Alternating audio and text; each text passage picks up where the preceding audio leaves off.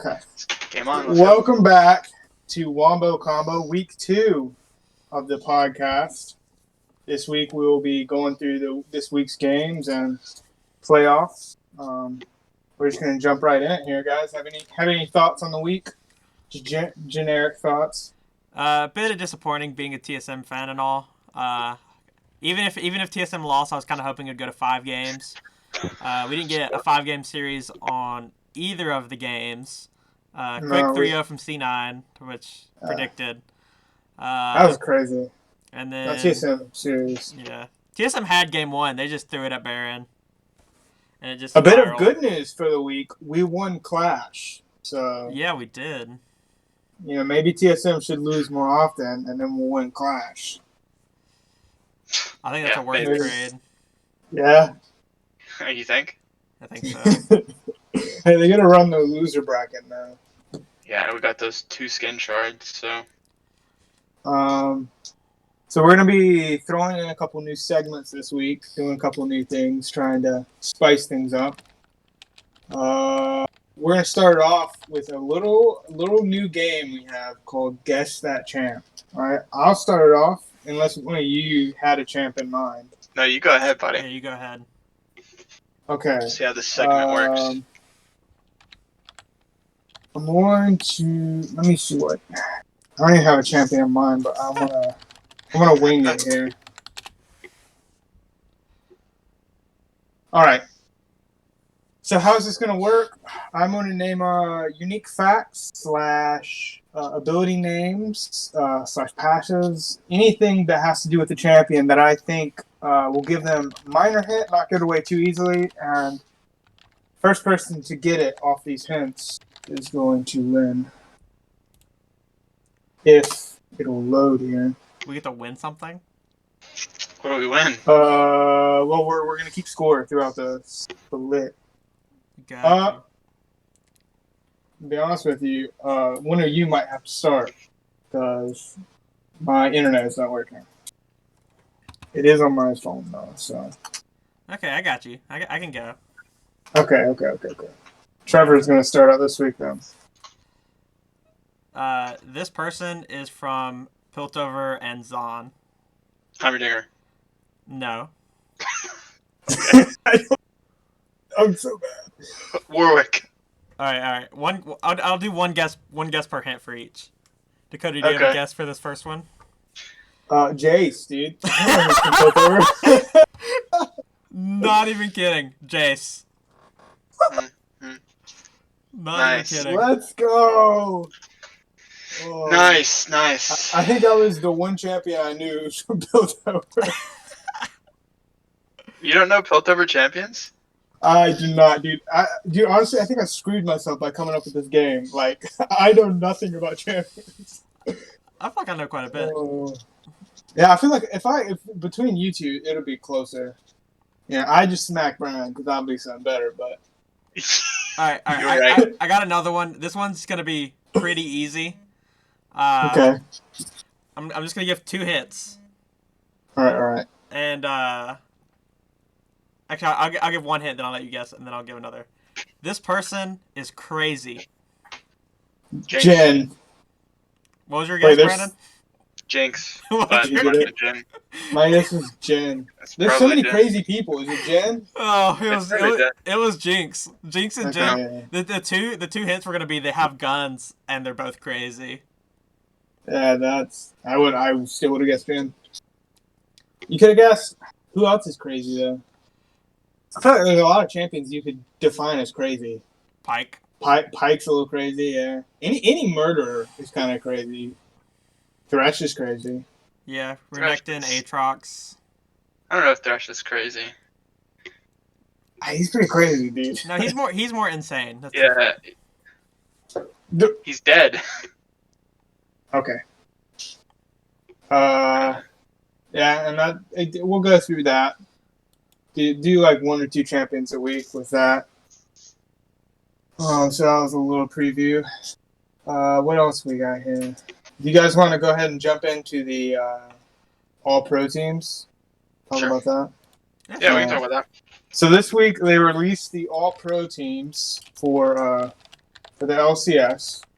I'm going to run through each team, starting with third team going to first team, and then we'll break down each one individually. So, third team's voted was Huni, Top, Dardoch, Jensen, Neo, and Sword Art to round it out. Second team had Impact, Santorin, Power Vivo, FBI, and Vulcan. And then first team, Alfari, Blabber, Perks, Sven, Corky. Core JJ. What the heck? Wow. Yeah. So, let's start with third team. How do we feel about that? I'm a bit surprised that Neo is this low. I'd have to put him at second team probably. I'd put him at the only reason I put him over FBI is because FBI. I don't know what FBI would look like without Huhi. Yeah. Thing about Neo with Afroman. My biggest thing is I don't know. Support was so hard. I don't think there was a world in which Afromu wasn't top 3.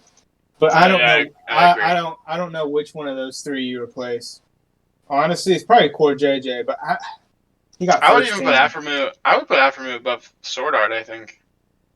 Yeah. Yeah. I mean, Sword Art played good for, like, the beginning of the split. It wasn't that great, but I mean, into the split he was great. But Afromu, I felt like played amazing all split. So yeah.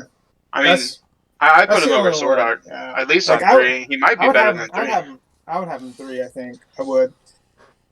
Honestly, I think mine would be Vulcan, Sword Art, Afromu. They were kind of talking about Afromu when they were talking about MVP. Yeah, MVP for sure. People. He did so much. The reason why ultimately they decided that he wouldn't get MVP is because there were times where his positioning or something lost them the game. He got caught out or something. So you said that about most of the people who are MVP candidates. Like Alfari got solo killed by Revenge, and that pretty much snowballed the game, and they lost to Mortals. Blabber ran it down a couple games, and they lost those games. Yeah, so, I mean, that's true. I still think he's definitely top 3. I'd put him at least third. That's the only surprise third team. The rest I think are pretty on point. I think Huni, Dardoch. I think Neo's third team, honestly. I think FBI hard carried more games than Neo. I feel like Neo had a lot better stats in some games, but I feel like even that game where he had 17 kills, I feel like if he only has like 5 of those kills and the rest are on someone else, I think they still win. Or even if they I feel like he was there at circumstance. Like he cleaned up a lot of kills that game, but it's not like he was like hard stomping team fights. They were just playing really well together, and he happened to be the one getting the kill. Yeah, but yeah, I think I agree with that. I think he definitely deserves to be top 3, but I think I would still put FBI above Neo. I think FBI had an amazing split. That's for sure. I would like to say I think it is pretty funny that Jensen has Bjergsen left as the top mid laner, and now Jensen's not even top 2. Yeah. And Jensen had high highs in split. He did, but the problem is he just didn't do enough. Like he played amazing in that series, but like during the season, there are no memorable moments where he like hard got a lead and converted that into like a win. Like I feel like most of their wins were Santorin and Alfari. No, I agree. When you think about like even people like Power of Evil, you think of the quadra kills on Azir. He got a ton of them, and memorable, as stream of shuffles, and that just changed the tide of a fight. But when you think about Jensen, you don't really think about any of those huge plays. Yeah, I think he's been playing more of a supportive role. Yeah, than like the carry role. I honestly think out of all of them, I think the one that's interchangeable the most is that mid. I feel like you could swap those around any way. I feel like it's just so close. Like, yeah, he is third team, but like, I wouldn't look at this and be like, oh my gosh, they have Jensen second team, and be like, Yeah. that's wrong, that's hard wrong. No, I'd be like, I mean, Yeah. I can see that. I could argue for that. Yeah, I mean, who else would you put top 3? Really? yeah. Is there anyone else? I mean, I mean, how would Jizuke that probably play? had Yeah. higher high. No, I'm saying Jizuke probably had higher highs than those three sometimes, but like he had such low lows. Like Yeah. you can't justify him in top 3. Him So inting in twice into Saligo yeah, as Lucian. so that's what I'm saying. Out of all the rest of the midlanders, there's no like yeah, some of them played like at the level of these three, but they also didn't play consistent like these three. These three mids just played. They played so well the whole split. Like even at the beginning when they didn't necessarily play the best, they were still by far better than the rest of the mids. So Oh yeah. I don't know who else I would put. I mean, the order you could switch around. I mean, I think Perks is definitely number 1, even though he definitely looked bad in some of those games. But I mean, yeah, the other two you could just switch around. It wouldn't I make that flip big of a flopped on difference. that a lot actually. On Perks number 1 versus Power Wheel. But let's talk about second team now. Yeah, I mean, both Any of them had surprises bad there? games, so Yeah. Any surprises? You think there's any world in which Cooney gets over Impact there? I think you can make an argument. Yeah, I think I think it'd be I possible. actually think Cooney's been playing really really well this split. I mean, a Yeah. lot of people were doubting the Hooney pickup whenever it was Oh, first announced, Heck, but I was I doubting mean, the Hooney pickup. I yeah, doubted it a me as lot. well. I think Cooney plays like to the team environment. You know, like when he was on Fnatic, when he was on SKT, he played super well, and I think TSM's got the same kind of weight, if that makes sense, as far Yeah. as as far as the environment goes. So he's been playing like up to that, um, like it has I don't know. I don't know how to explain it, but you know what I mean. It's like top tier work, with like a It makes people want to step up. yeah, Yeah, exactly. he's Um, super good. I think the problem is he was trying to do too much the past couple of years. I think that's honestly, yeah, because and in the that past, yeah, he's been on these yeah, it goes along right with what mid you're to bottom saying. tier teams where he's been like, Oh, you froze on my screen. Yeah, he froze with the me too. opposite. They're putting him weak side, and he's still playing really well. He's I winning agree. lanes and he's showing up, and it's been Um, really fun to watch. yeah, I would. I think Dakota In, might be frozen. Oh, there wait, you are. No, Maybe it was you me. froze for a little bit, Brandon. yeah, Okay, no, I okay. froze Yeah, again. it You was me. froze. No, it was Okay. me. Did you hear what I said though? The You last cut out half. in the middle, but we got the gist. Got the Yeah. gist. I So feel I like don't know.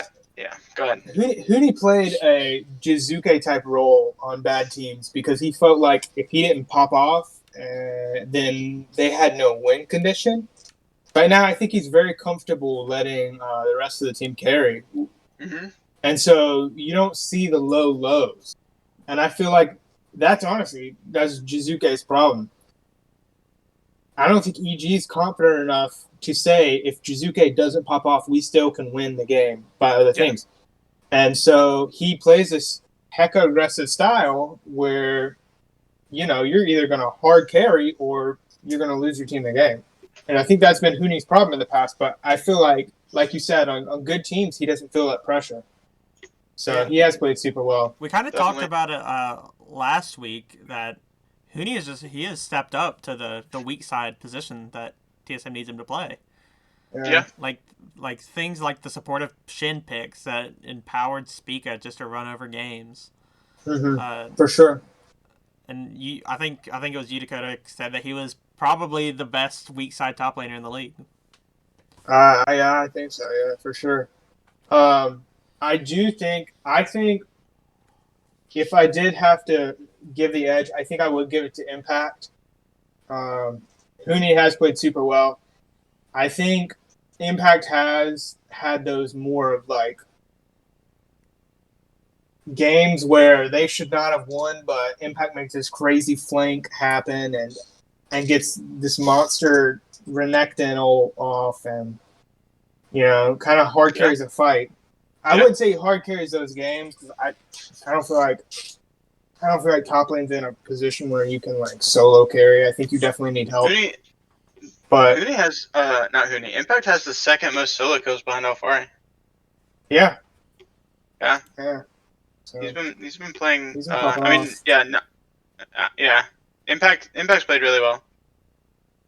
Oh yeah, I think that top order is really good to me. I think the jungle's pretty good. Who's third jungle? Third jungle is Dardoch. You could make a case for Spica in top 3. I don't think he played. I mean, Spica played really well, but I'm not sure he played better than Dardoch. I think Dardoch and the bot lane are like consistency issues is what gets me with Spica. What's his name? Spica, yeah. Yeah, what's his name? Yeah. I think I agree. I mean, he played well in a lot of the games, but Dardoch, I mean, at the beginning of the split, the whole story about Dignitas was about Dardoch. I mean, Dardoch's been playing 15 super well. champions in 15 games or whatever it was. Yeah, exactly. Yeah, Dardoch's been playing and that was really well this split. Lock-in, obviously. Yeah. So. Yeah. But it was crazy, yeah. He A to Z. And it was funny, like the first game he like repeated, I think they lost or something like that. I could be wrong about that, but I thought that was pretty funny. Should have just kept the streak going. Yep, actually, yeah, they did lose that game. Yeah. I think, so I think the one I have the biggest problem with is support. I don't like Core JJ being first. I think he played great. I just don't think he did enough to get first, honestly. I feel like this is his worst split he's played in 2 seasons. So yeah, I think I agree. I think I might put Vulcan ahead of Core JJ. Yeah, like I said, I think I have Core at third or worse. Like, I think for me it would be. I mean, Afroman might be second even. Yeah. Well, the thing is, it might be. If you look at past splits, like even that split or Tactical's first split, they were hard stomping lanes, and they were being so aggressive and getting leads and all. And you expect with Tactical should be growing and should be that lane should be getting better and better each season. But like this split, like they threw some games through their bot lane. But how much of that is JJ versus? Well, that's the thing. They were like some of these games they weren't even getting leads though. Like on champions where they should, and matchups we've seen them win, they just lose. And you don't know. It's hard to tell if that's just Tactical hasn't been playing well, or if it's the bot lane's just not been meshing as well as they used to.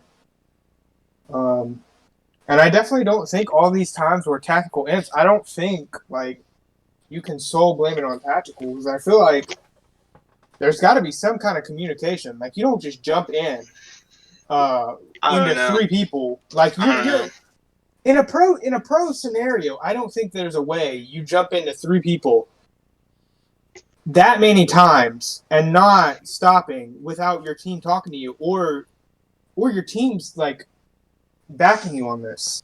Like, and that's what I'm thinking's happening. I'm thinking he's like, okay, I'm gonna jump, and either they're not saying anything or they're like, okay, I think you're good here. Well, that's probably a split-second decision, though. I mean, well, yeah, but if you listen to comms, everyone's usually vocal. Everyone's usually vocal about what they're about to do. Yeah, I'd love to hear the comms on the moments where he did jump in 1v3. Yeah, there's never usually a time where someone. It's not like when we play where one of us will just flash randomly and the rest of the team will be like, "Oh, he's going in." Most of the time, it's like, "All right, I'm going in here, guys. I'm going in," and they'll say it 3 or 4 times before they actually do it. So I don't think it's just a tactical issue. I think something's up with the duo in the bot lane there, and we'll see. We'll see if it continues. Yeah, maybe. Maybe. As far as I don't know. I don't feel like. I feel like that's completely untactical. I'd like to raise a question here. So it's a bit off topic. It's still on topic of course, JJ and tactical. In the first year of them playing together, first split of them playing together, do you think tactical The first grew? full split, or Yeah, first full split of them playing together. Do you think tactical grew more with core JJ than Lost did with Sword Art? yes, No. You're saying first full split, right? First full split Last- that tactical Okay. and core JJ No. played together. I don't think he grew because I think he was already at a high level, as you saw when he replaced Double. I think he was already That's true. Tactical's already at a high level. Like the gap between where Tactical ended and where Tactical ended the first split, where he was subbed in, and where he ended the second split, where he's played the full split. It was a pretty big gap, but it was not as big as Lost inting and only being able to play 2 champions to Lost now. That's a huge gap. he can play 3 champions now. Like, go back and watch the highlights of the lock-in tournament. Lost was absolutely abysmal. Like, everyone was worried for TSM because they were like, I don't know what they're going to be able to do with Lost. Like, even Doubleth was like tweeting about it. He was like, what is Lost doing, dude? If he doesn't play Jhin, he looks like he has never played AD carry before. Could be nerves though. Well, I mean, yeah, Yeah, but like that obviously, also but if comes you with look the at growth, Yeah. if you look at growth, you can't say that Tactical grew. I still think Tactical's probably better than Lost at the moment, but I don't think he grew more. I think the situation that Tactical had allowed him to get a lot more experience without taking any of the blame, and he didn't have any of the pressure because the team was already doing bad. He didn't have to. He wasn't like, oh my gosh, where you have to get first, because they were like in ninth place when he came in, and so you take off the pressure, so he's not as nervous.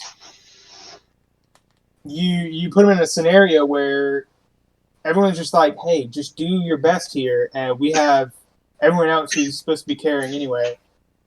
But Lost is like, hey, we just spent $6 million on support. If you don't come in here and show you're worth it, you might be getting replaced because you're replacing. They both replaced Doubleth, to be fair. So that's funny, but I just think there was a lot more pressure on Lost, and so he did start lower, which gave him more room to grow. Yeah, I agree. Now, with the perks versus Power of Evil, I went back and forth on this one a lot. But I think a couple interviews I watched really sold me on perks first overall. And I think the main difference everyone had to why perks deserve to be over Power of Evil here is because Power of Evil is a one-style man. And I think it's a great style for him and it works. And he does it really well. But if you look, I think they said Power of Evil has played 5 unique champions this split, which is crazy low. Like, he played like 6 games of Azir, 5 of Orianna, and then 5 of someone else, I think. And then he played 1 and 2 of someone else. I think it was 5. It might be 6. He has played 5 unique champions. Yeah. And so he played Azir, Syndra, Victor, Corki, and Seraphine.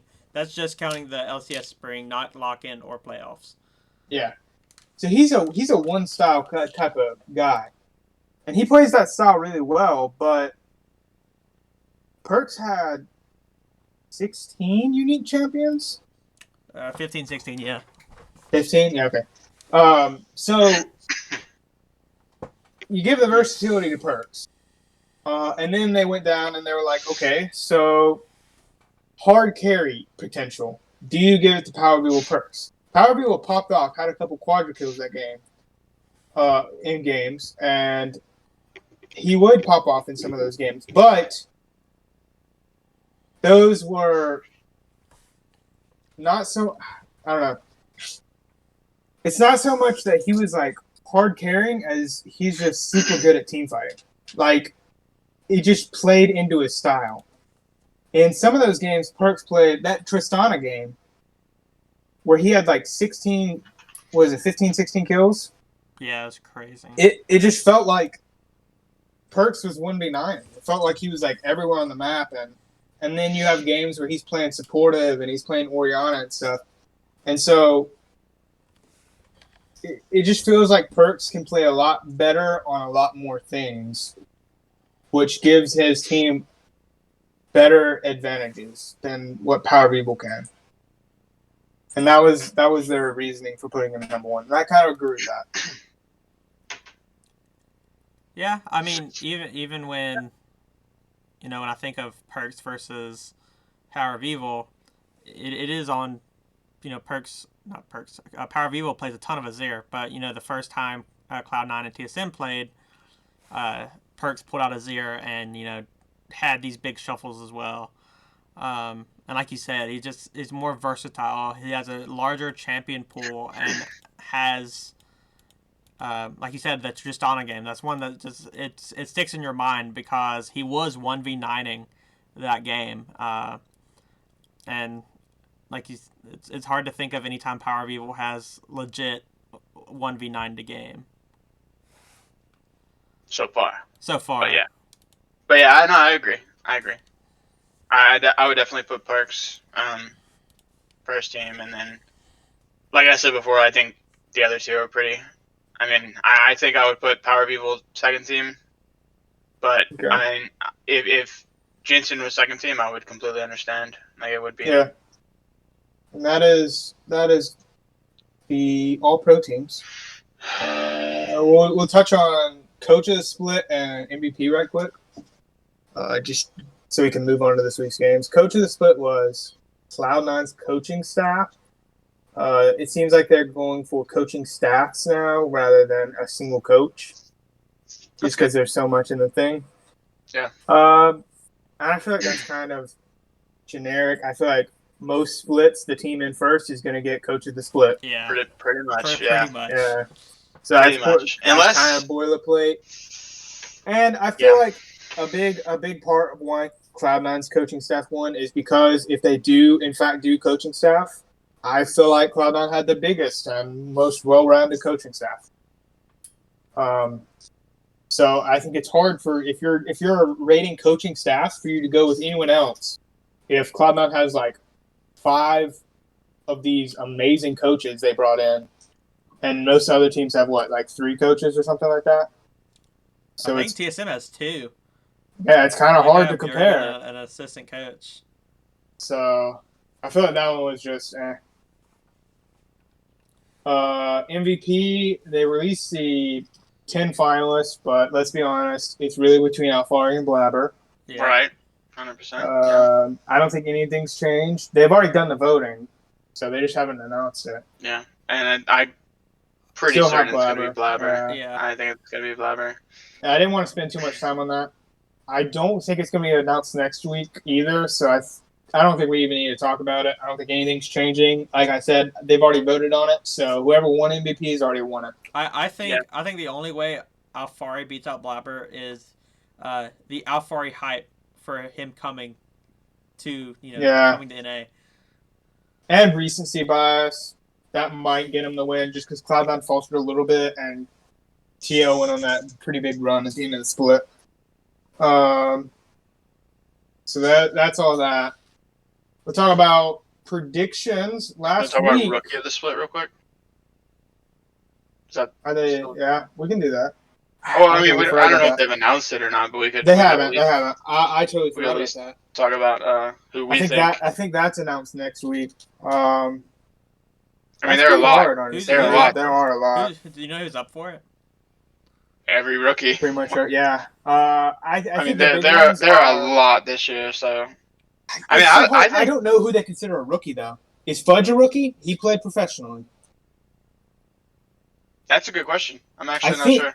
I think he is a rookie because this is I think this is his first split. He's eligible because he just turned like 17. So I think that he's a rookie, and I think they would consider Lost a rookie. I'm not sure.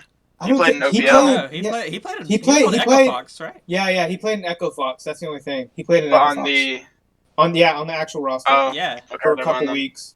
Well, he only played a couple weeks though, so I'm not sure. Oh yeah. But that's the I don't thing. know. Fate God and Saligo both came in for 100 Thieves for a couple weeks. So are they rookies? I don't know. Honestly, I think it's Fudge. If Fudge is Fudge. considered a rookie, I think Fudge wins it. I think it's Fudge or Neo. One of those two. Yeah, I forgot Yeah. about Neo. I think, yeah, it's one of those Fudge or two Neo. for sure. I think it's Fudge or Neo, and everyone. I mean, I there are a think lot I of think I lean towards Fudge just because he's on the first place team. I think that's what's going to happen. probably. Yeah. But yeah, I Honestly, think it's one of those two. I think most of the time in LCS, I feel like awards are swept by the first place team. They get the pretty much. MVP, they get coach of the Pretty split, and much. if they have a rookie, they get rookie of the split. Yeah, it's kind of hard not to give the MVP to the team who came in first. Yeah, and that's what happened last year. I mean, they obviously didn't have rookie of the split because they didn't have a rookie, but Core JJ won MVP and Jat won coach of the split last split. So I feel like it's just going to happen again. Probably. All right, so But yeah, I think you could definitely make a case for Neo though. But it would probably Yeah. be Fudge.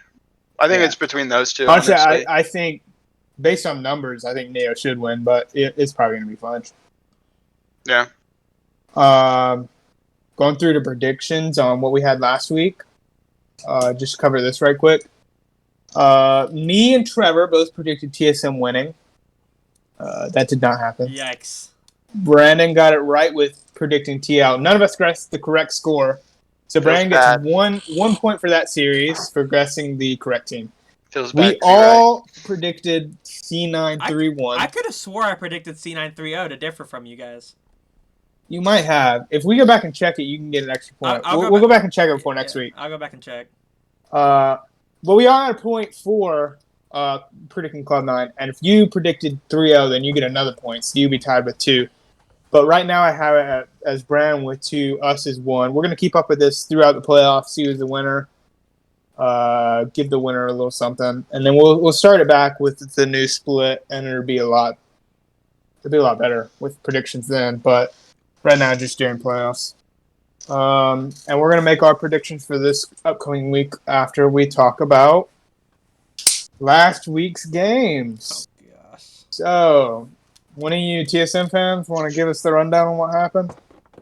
I think TSM got tilted. They were winning game 1. They kind of threw at They Baron. were smacking in game 1. looked They were like- up 6K gold. Yeah, it looked like they kind of got tilted after that Baron play, and they just started throwing people at objectives and just never worked out. And it seemed that tilt carried them for another game. Then they squeaked out a win. Yeah, and then they They tried to run back game 3 and game 4 and didn't work. Yeah. Well, it was okay. unfortunate. I think if they won the first game, it would have been. I mean, it would have probably went to game 5. I'm not sure if TSM would have won, but I was surprised by them putting Power of Evil on Lucian. Yeah. Well, okay. So yeah, the drafts were a little iffy. Here's my take. I think after they won early game in game 1, and then they lost late game, they lost their identity. And by game 3, when they were down 0-2, it was already too late. So I think what happened was they hard stomped early game, which they probably weren't expecting to do that first game because they picked all late game. And they expected to close that game out, and when they couldn't, They panicked. They kind of were like, okay, well, what do we look for next game? Obviously, we did a lot better early game than them, so why not draft an early game team comp like having Rumble and Lucian? And Yeah, so that conference, draft that. It was just they terrible. have never drafted an early game comp the entire split, and they go into playoffs drafting that. And I think they were just like, okay, well, let's just play like we did last game and beat early game. But then they didn't win early game with an early game comp. And that one kind of fell apart. And then by game 3, it's like, well, we're down 0-2. Now we have to go back to what we were playing in game 1 and try to win through the late game like we've been doing all split. And they ended up doing that one game, but then it's like you're still down 2-1. You're going to have to reverse sweep, and it's always hard. So it just didn't work out for him. Was that so? It was Power of Evil's first game of the split on Lucian. Was it Hooney's first game of the split on Rumble? Probably, yeah. It was. Because Yeah. they never really drafted around him. Except the was, yeah. Jace. They got him a couple of Jace games, but that was the only time They were countering Nara then, though. Yeah, that was the only time they really prioritized getting him ahead. And it just felt like they didn't know what they were doing with the early game team comp either. Like, watching that game, it just felt like they didn't know where they needed to be to win the early game fights, because I wasn't a fan of they're just the not game 2 draft. used to it. It was, I mean, I was watching, I don't know, I was watching a video by Kadril, and he was going through the drafts, and he was talking about that draft and how awful it was. So I think that draft was pretty bad. I'm not sure, because they didn't have a front line, really. And the only engage they had was Rumble, right? They had like, yeah. They put Spica on Udyr again, so Udyr's just gonna run at you. Yeah. So the only engage they have is just start fights with Rumble, and that doesn't work because the enemy team, I'm pretty sure the enemy team had like champions. I think every single one of the champions had a way to get out of Rumble. Yeah. So it was not a great pick, and they picked it like near the end of draft as well. So I'm not sure what they were thinking there. I think they were trying to flex the Lucian pick because Hooney's played Lucian.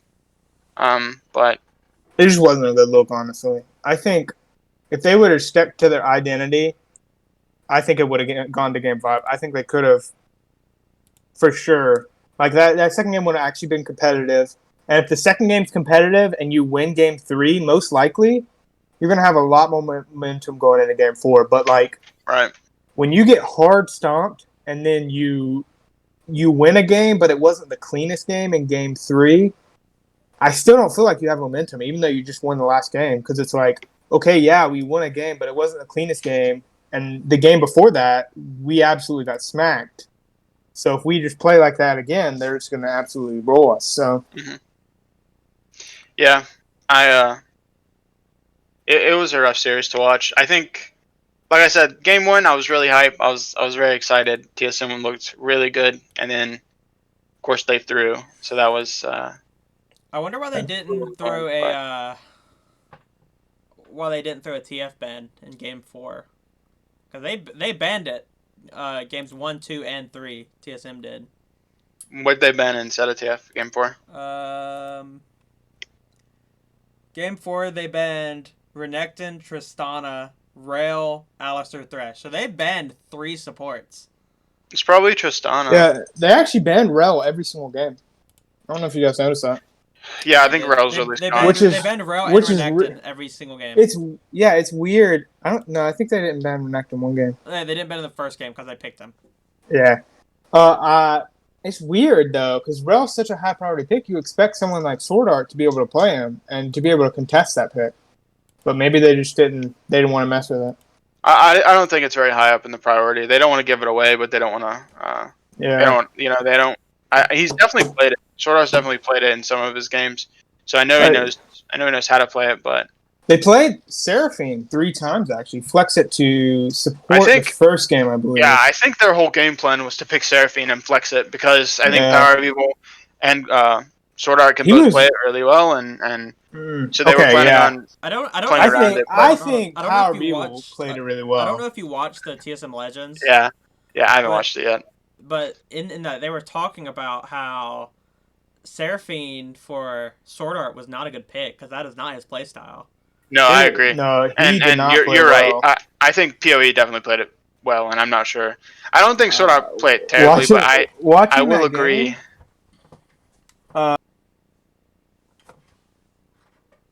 He was throwing the ult at one person. Like, he kept trying to catch one person out with Seraphine ult. And it was like, what are you doing, dude? Like, there was in one of the fights, there was a 3-stack and then a 1-stack. And he threw the ult at the 1 instead of the 3-stack. And, like, Double Lift and Sneaky were like, what is he doing, dude? Has he ever played Seraphine before? What is this? Yeah. It was crazy. I agree. It doesn't really fit his playstyle. I see him as more of an engaged support. I think they really tried to force the flex, but I think they can just get away with just playing it mid. I don't think they have to flex it because Power of Evil didn't lose anything in lane from picking it, and he played team fights so well. Yeah. Like I feel like the game they won was literally because of him, like absolutely smashing with Seraphine. Yeah. Yeah, I agree. And I think Seraphine's a really strong pick. I have to say, I do think TSM wins Game 3 because Power of Evil builds Chem Tank Putrefier. If you heal... Power of Evil? Yeah. He built Chem Tank? No, not Chem Tank. What's it called? It's the Grievous Wounds support-ish item. Oh, okay. I thought you meant Turbo Chem Tank, and I was like, wait, what? No. Is he trolling? Actually, he didn't build it even. Oh, He okay, yeah. No, he then I guess that's no, I'm looking at Game 4. he did really well. Yeah. Game 3. Yeah, he built it. What's it called? Anyway, and it seems like that was the Aatrox game, right? Yeah, they had Aatrox, Nidalee, and Silas. Yeah, that item seems really strong. I think For Dude, Seraphine. Aatrox is so weak right now. I don't know why people are playing it. Like, because I feel like people are like picking it to try to counterpick Scion, but Aatrox does nothing compared to Scion in fights and stuff. I just don't like it. I just don't like Aatrox right now. That's just me though. Yeah, I think. Anyway, back to the series. I think TSM.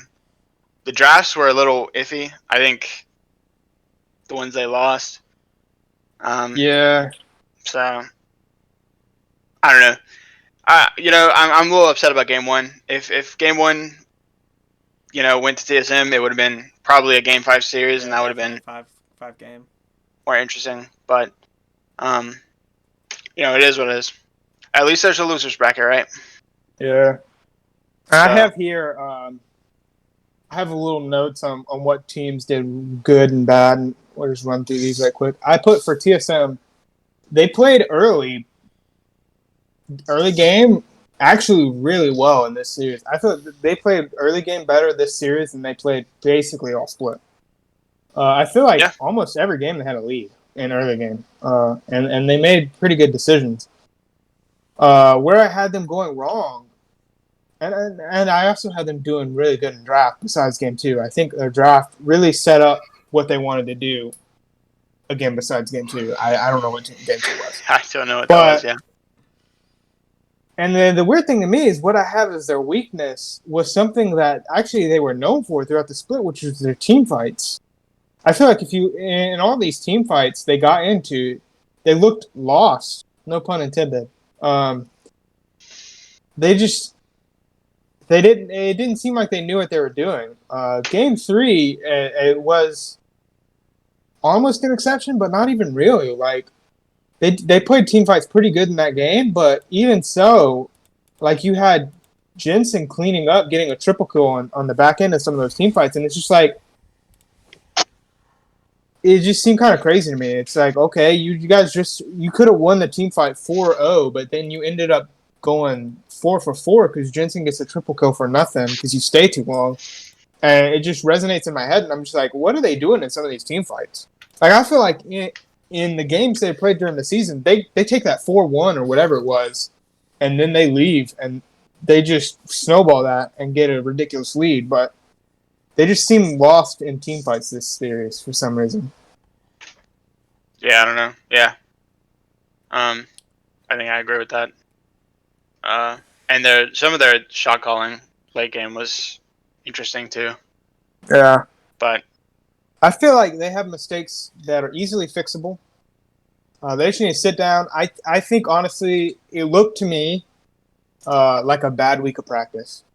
It looked like they tried to force something too hard, and they kind of went away from what they were doing, and they just need to revert, and they just need to be like, okay, we can calm down. Let's just go back to what we know works. Let's not try to force anything. I mean, especially this keep series. The early game stuff, right? Well, yeah. Obviously, keep what works. Go back to the late game, though. Trash game 2. Don't ever draft like that again. You tried it. It didn't work. If you draft like that again, if you draft like that again, you're trying to go home early. Obviously. All right? So throw that out. Bjergsen, don't be dumb. All right, come on. I don't know. I mean, I Sit know the team Hooney plays a down. lot of Rumble, but that pick Sit was the team just down and be like, listen, you guys played early well. All right, you keep up that aggression, keep up those playmaking. Watch where you're at in team fights. All right, no more inting, no more sticking around and getting triple killed by the OP champion. All right, know your limits. Let's get small advantages. Let's snowball those leads like we did in the split. Let's clean up that mid game, and let's force the late game like we have been, and just out macro teams like we used to. And let's slowly build up confidence through the losers bracket, and let's try to get back into that finals. All right. I think that's what Bjergsen needs to sit down with the team this week and focus on.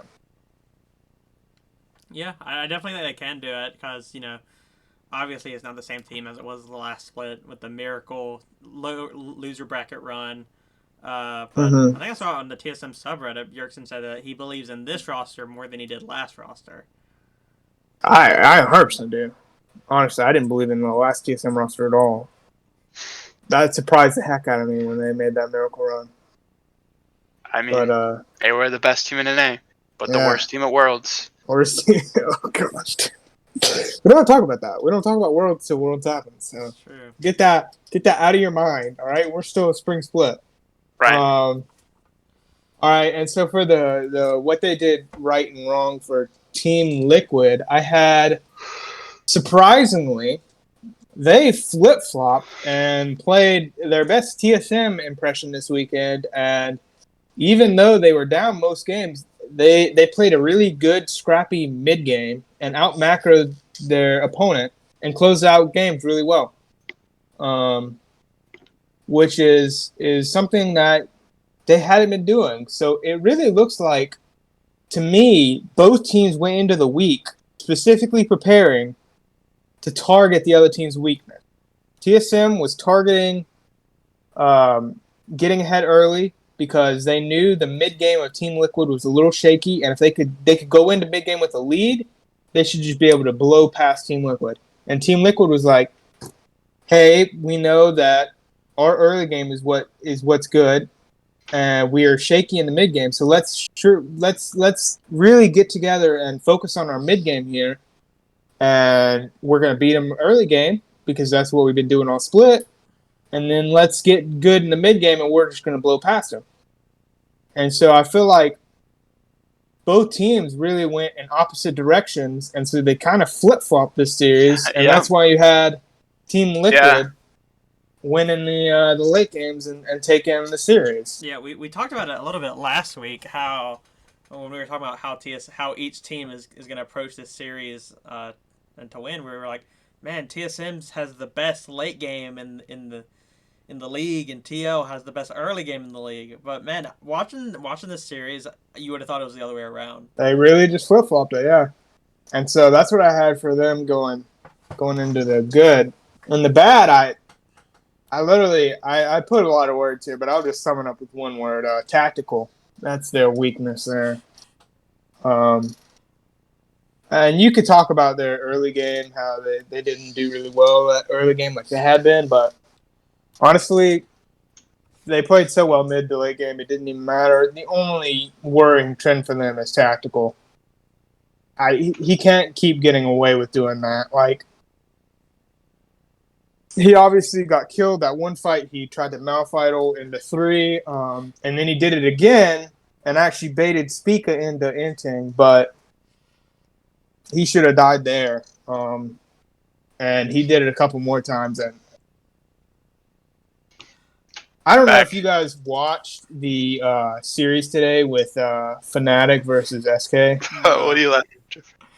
Dude. Sorry, Brennan. Sorry, Brennan froze on my computer. I disconnected for like. Oh, okay. 5 minutes. And his eyes were closed, so it looked like he was asleep.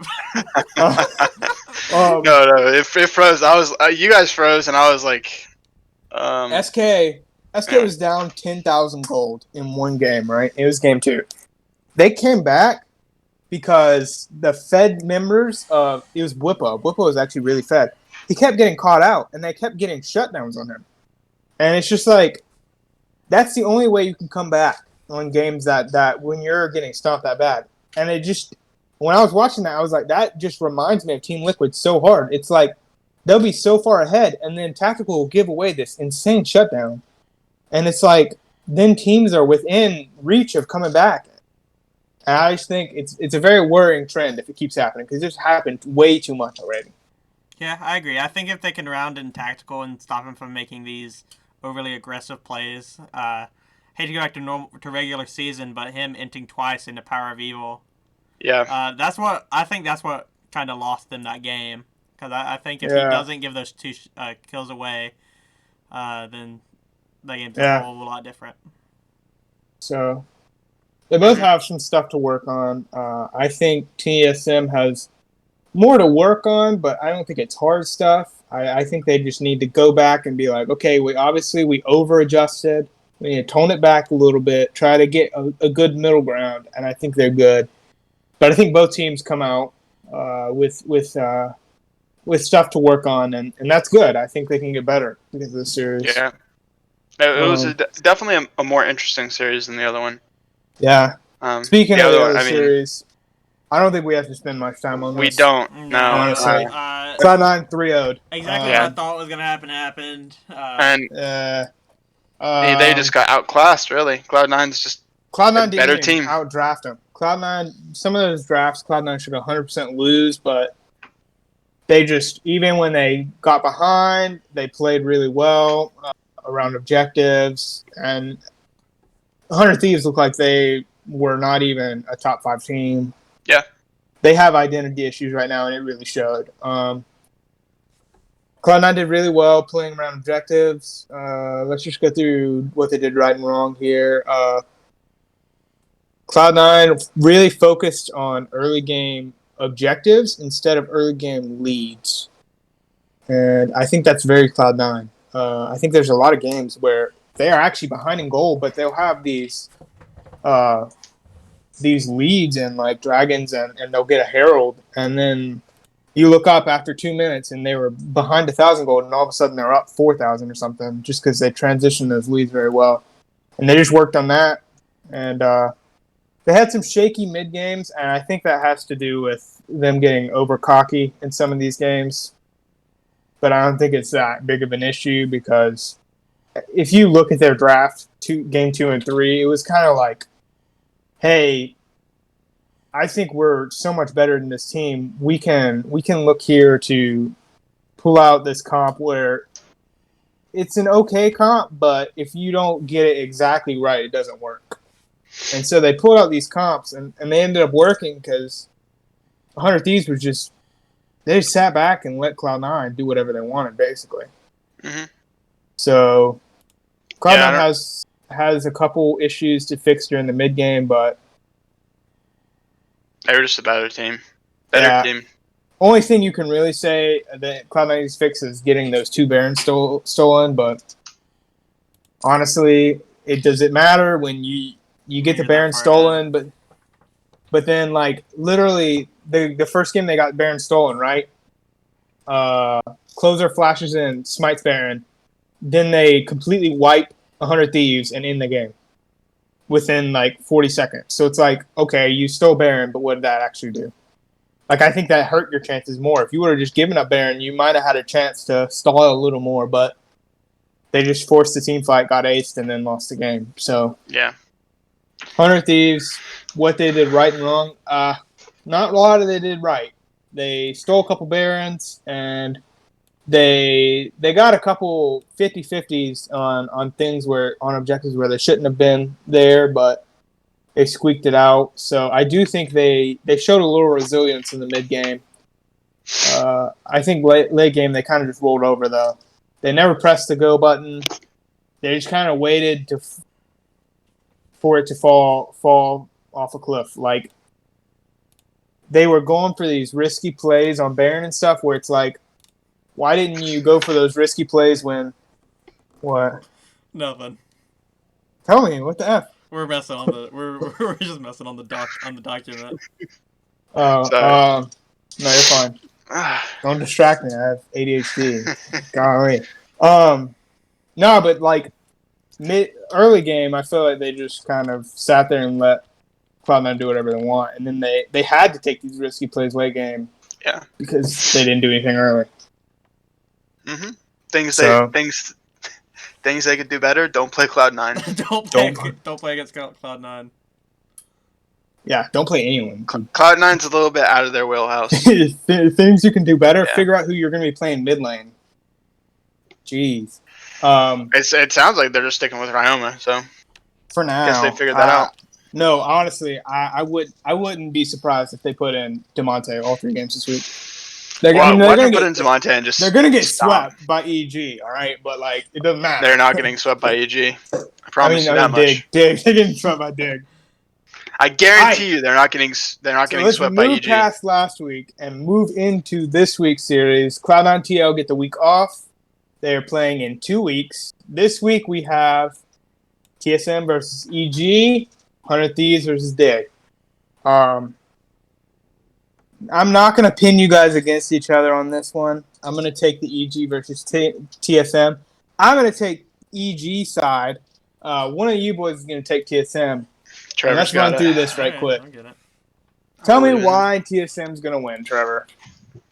1 second. Because they're I can tell you TSM. exactly why TSM is going to lose. Because they're TSM and they're in the lowest bracket. Exactly. The lowest bracket? The Yep. losers bracket. So There you go. I'm leaning back, boys. I'm relaxing. You're moving your camera. Oh, shoot. My candle fell. What are you gonna do? Nice pink walls. all right. Thanks. It matched my pink shirt, actually. So favorite colors. Thanks. You wanna know why TSM is gonna beat EG? I would love to know why, Trevor. Because Power of Evil and TSM's bot lane is gonna smurf on EG's bot lane and their mid lane. Simple as that. Suppose that you're gonna leave it at that. They're gonna. What they need to do is go back to playing four Lost and 4 Power of Evil. Get the bot side ahead. I think that Lost and Sword Art can definitely get an early lead against definitely Ignar. And Jizuke, he's probably gonna have one of those weeks where he ints. So I'm not really worried about the mid lane matchup. I'd say Sven Skaren and Speaker about at the same level. I'll give you that. But I think Huni is better without resources than Impact is going to be without resources. And You're wrong. and if they split the map, You're wrong. If they- Yeah, I don't know about that one. if they split the map and they do play for Impact, I think Huni can play safe enough to where he doesn't just get steamrolled. Thing is, Impact's been playing weak side for years. Bro, Impact has been the least ganked top laner for so long, and he's been winning lanes every split. Impact has always played weak side. Huni's just started playing weak side. I don't know. I think Huni's a very good. He's been playing really well this split, playing weak side. But like Impact is literally like no one ever plays through Impact. They just don't. Dude, I remember when we would get steamrolled. Cloud9 would get steamrolled in playoffs by Team Liquid in the finals, and every time it'd be like mid lane close, jungle close, bot lane close. Impact would absolutely smurf, and he'd be playing tanks on weak side. Like, he'd be playing Scion, and he would beat Licorice, and then he would absolutely demolish us in teamfights. We could not win, and we wouldn't ban Scion because it's like, they're not giving any resources to him. If we just get Licorice ahead, we win. But he wouldn't freaking lose. Oh, it's so annoying. But yeah, Impact. every time I think of Impact, I think of him creating advantages when he should not be on weak side. Yeah, I agree. I think TSM has the better roster in at least 3 out of the 5 positions. That being I would agree with you. Mid, AD But- carry, and support. I'm not concerned about paychecks when I say EG's going to win. And I'm going to tell you why right now. EG is a worse version of TL in some ways, but in other ways better. I think EG is going to take it to TSM early game. And if TSM drafts like they did in game 2, they're getting no 3. I just want you to know that. Look, all right? I ain't saying nothing about game 2. Okay, We moved listen. past game 2. Moving past it. EG is not going to lose early game in any lane besides bot, really. Jizuke is one of the best early game mids in the league. He always gets lead. He is so good at creating leads early. And that's why he goes so hard and ints half the time, because he actually creates these leads on champions where he puts the mid laner at a disadvantage where they're under tower most of the lane. And so he goes for these crazy turret dives, and they don't work out in his favor sometimes. And I think that kind of gets to him. But I think Impact is going to beat Huni, and I think they're going to be playing weak side most of the. You think they're both just going to be left on an island? I think so, and I think Impact gets an advantage there. I think Svenskeren is going to not outclass Spica, but I definitely think he's going to get the better of him as far as objective control. I tell you, I don't think he's going to outsmite him. He might not. Spica's really good at smiting, but Svenskeren is really good at tracking enemy junglers, and he's really good at counter ganking and being in the right spot. I think he's one of the best in the league at that. Jizuke, I think Javi was going to be put on Azir duty, or whoever is a late game fighter, and I think Jizuke is going to absolutely run away with that lane.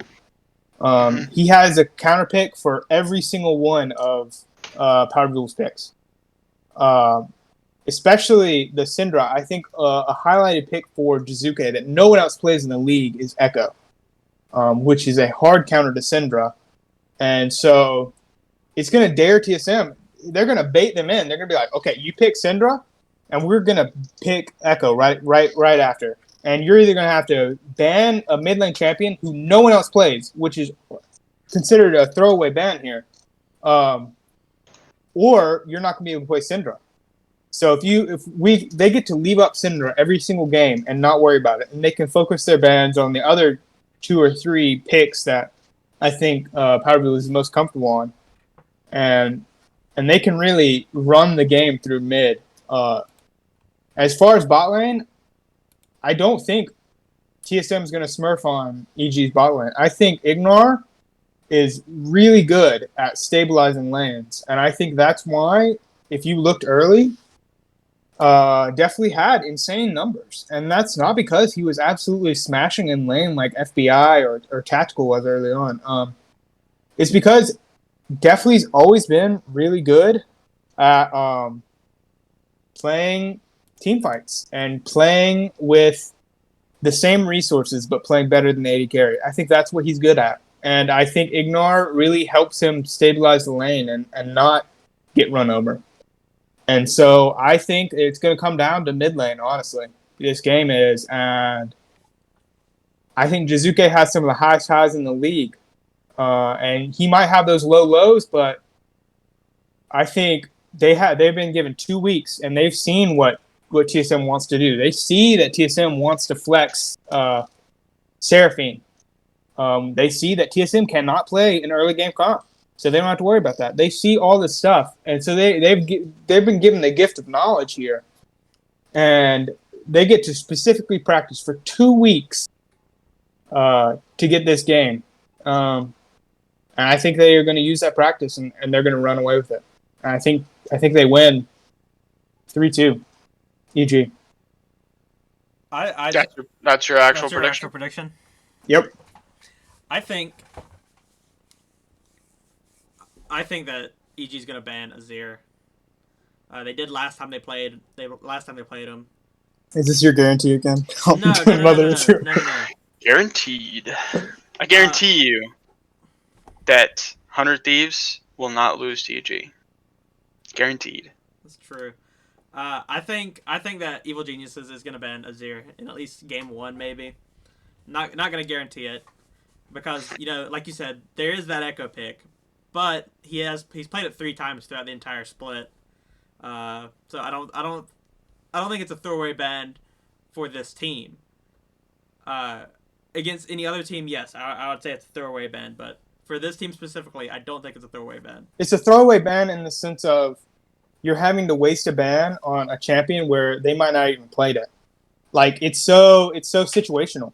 So like if you ban it, they just banned Syndra, and guess what? They were probably going to ban Syndra either way, and now you had to waste a ban on the counter pick to a champion that you wanted to play. Yeah, but how many bans are they going to throw at PoE? They're not going to throw all 5 at him. They might. I mean, theoretically, who else is a real threat? Like, who are you going to throw bans at? I think they're Like, I think they're going to throw bans at Lost, Sword Art. Well, that's the thing, though. Lost and definitely have the same champion pool, and I think it's very right now. I think you can take the top 3 AD carries and interchange them, and I think the AD carry can do just fine on any of them. You also have to keep in mind that there's only a few like really good jungle picks. So I guarantee you some of those jungle picks are going to be banned. I mean, will have to say, like Hecarim, Since really good on off-meta champions, though. You got to think about that. I don't think they really care if they get bans thrown at jungle. I don't think they're going to be mad if they give away Hecarim and then they're stuck on like Mundo. I feel like that's a matchup they're comfortable with because they're just going to rely on. I think their game is just going to rely on their solo lanes to get ahead, and so I think it's okay that they pick a jungle who doesn't necessarily have to hard carry them. You know? I would have to say, definitely has not played a single game of Tristana this split. Really powerful champion right now. And something that Lost has shown that he is good at. And definitely hasn't. So I think Tristana will be banned out at least a game. Let's see. Lost has played. I don't think definitely played Misfortune. Let me check. No, definitely also hasn't played Misfortune. That's another champion Lost has played. And Lost has also played Callista, which is another one that definitely has not played. Yeah, but you got to think. One, Callista used to be his like main back when he was on Golden Guardians. So it's not like he can't play Callista. And I'm sure he can play the other two pretty good too. They probably just haven't played it because it might not match what they want to do. But I don't think it's like, oh, we have to ban it because we can't win against it. You know? I mean, obviously it might be. And I could be reading them wrong. But I think this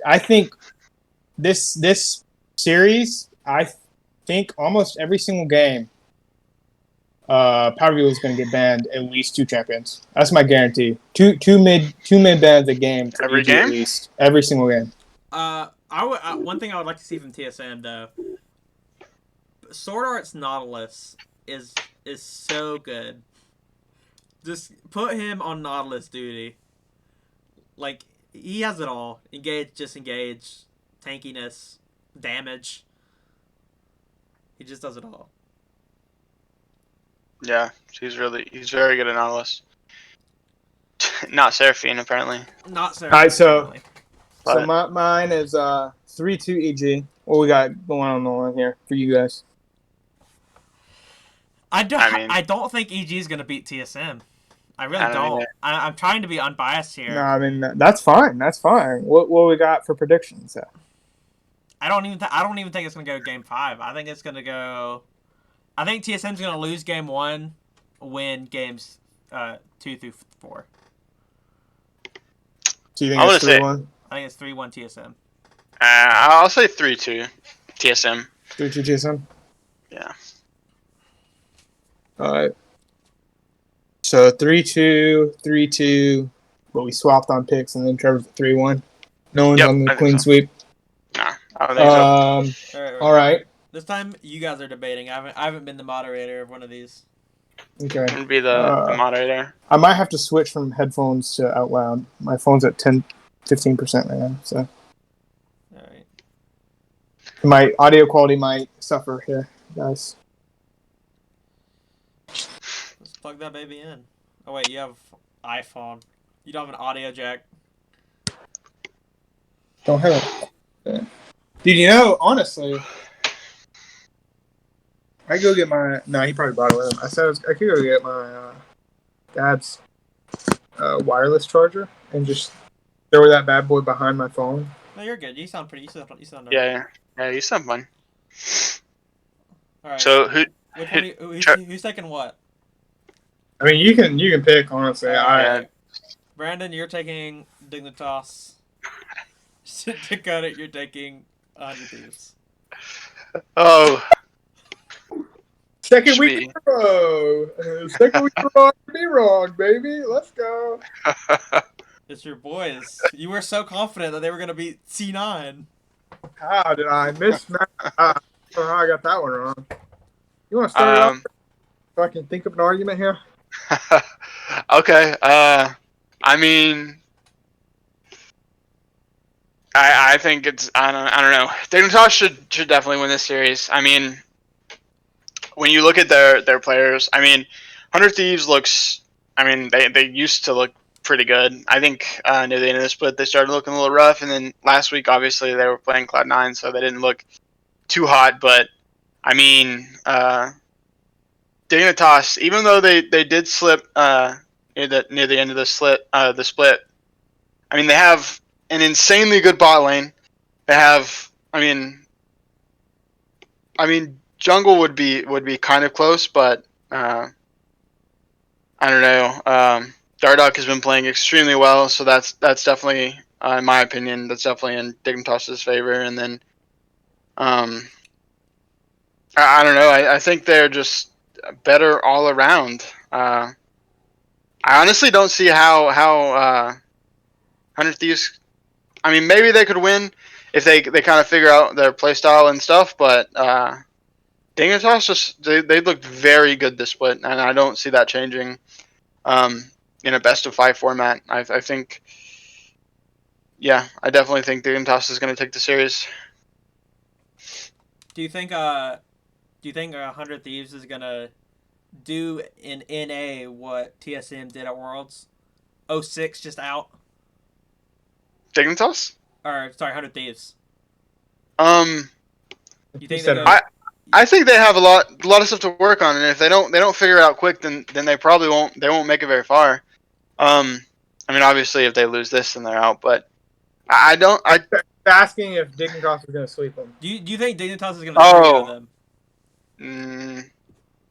I think this series will be a lot closer than last week. I think it's probably going to be with 3-1. Honestly, I can see 100 Thieves taking a game off of Dignitas, but I don't think there's any way they win the series.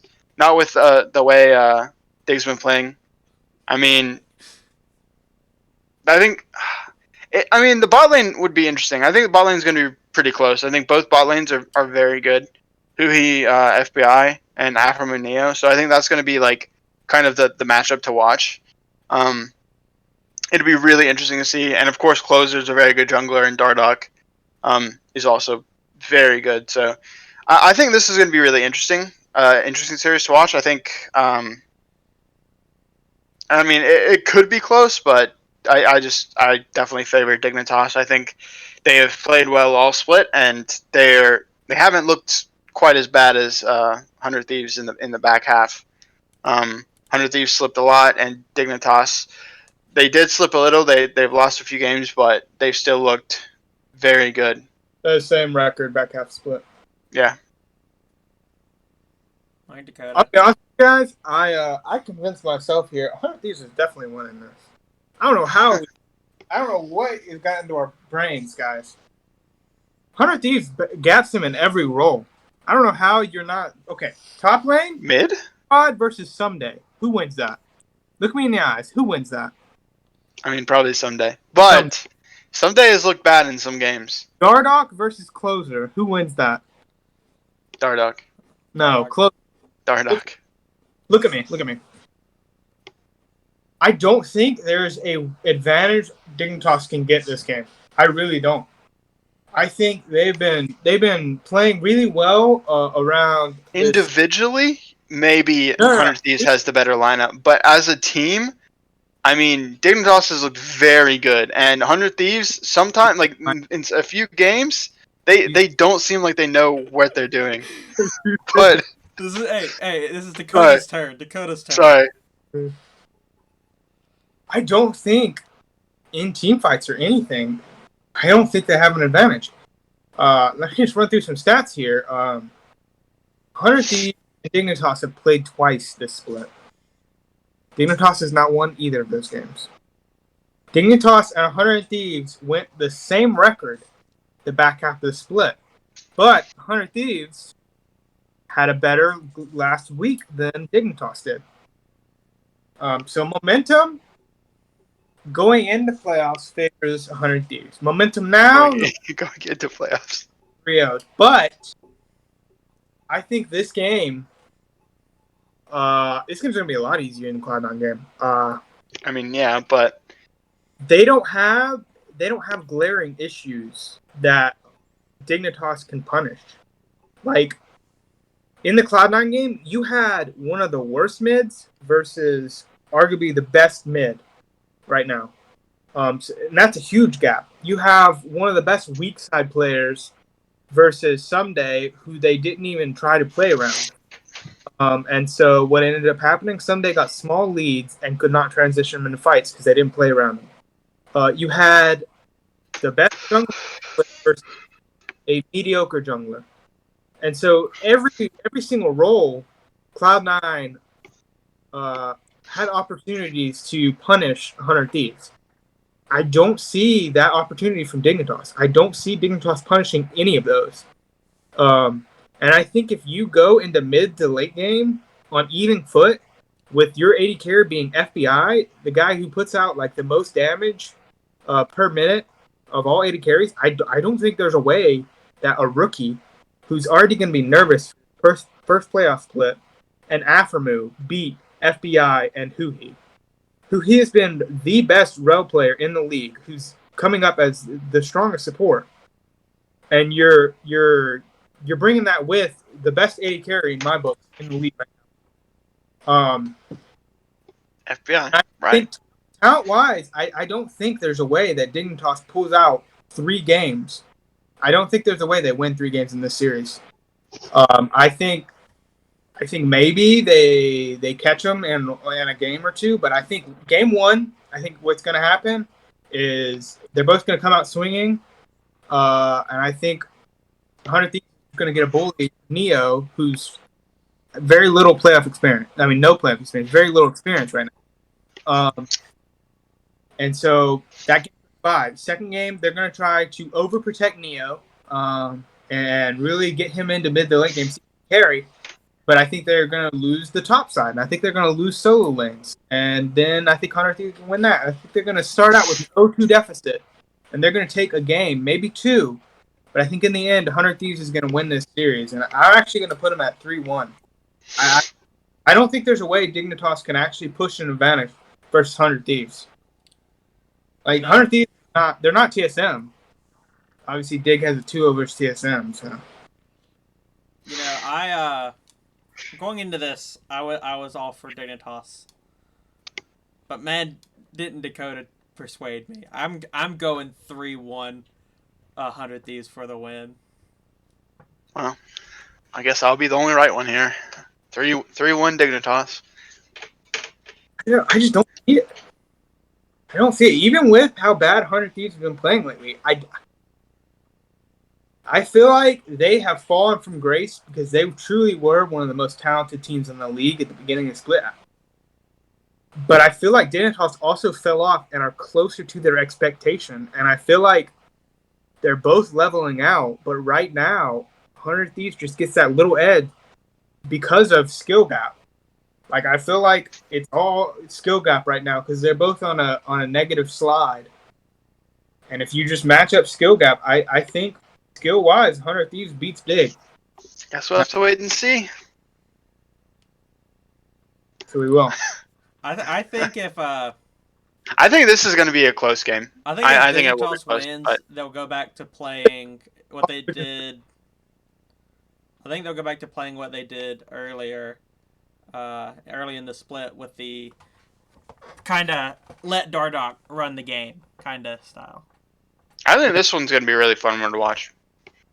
I think this week Even though we're not getting Cloud9 versus TL this week, I think this week's gonna be really fun to watch. I think this game's gonna be really close, and I think the TSM EG, I think it's a little bit more mismatched in my opinion, but I think it's still gonna be fun to watch. I don't think there's gonna be a stomp either way, so it's gonna be a good weekend. Yeah, I agree. It is. I hope it's better than last weekend. Yeah, I mean, yeah, I agree. I do agree. We're closing in on that 2-hour mark that we didn't want to hit again. All right, we could speed through the rest then. Yeah, I mean, we done most of it. Yeah, the only thing we have left is we don't can really discuss the meta a little bit if you want. we don't have to talk about the meta shift because it's not hitting NA until. Right, it's not hitting until. Yeah, that's something. I don't know if you guys seen the Perks interview, but yeah, I did. Every other region is playing on the next patch except for NA. NA is coming into MSI behind. So, hooray for us! We already are the worst freaking internationally, or whatever. Yep. I just wanted to lastly, I just want to touch on the game in 2 weeks, C9 versus TL. I don't want to make predictions or anything for that one. All I wanted, first before we do this, I want to make one guarantee for this week's games. We do need to do our guarantees. I locked mine in with I think EG is going to target ban. I won't even say two. I'll say two or more. I'll say two or more bans for mid every single game for EG. That's my guarantee. All right, my guarantee is going to be that in at least one of the games, Jizuke has more than 5 deaths. Okay. Brian, is he asleep? Oh no, he's frozen. You see them gears are turning in his head. Brandon, do you know we're talking to you? I was frozen again. We did our guarantees. We did our guarantees. Mine was that Jizuke in at least one game Jizuke would have at least 5 deaths. At least 5 deaths? Yeah. What was Dakota's? His was the target banning Power of Evil. At least two bans per game. Yeah, 2 more bans per game. It can be. Hey, it doesn't have to be about the TSM series. It can be about the 100 Thieves. Well, yeah, I know. I'm just trying to think. I don't know. I haven't really thought about a guarantee.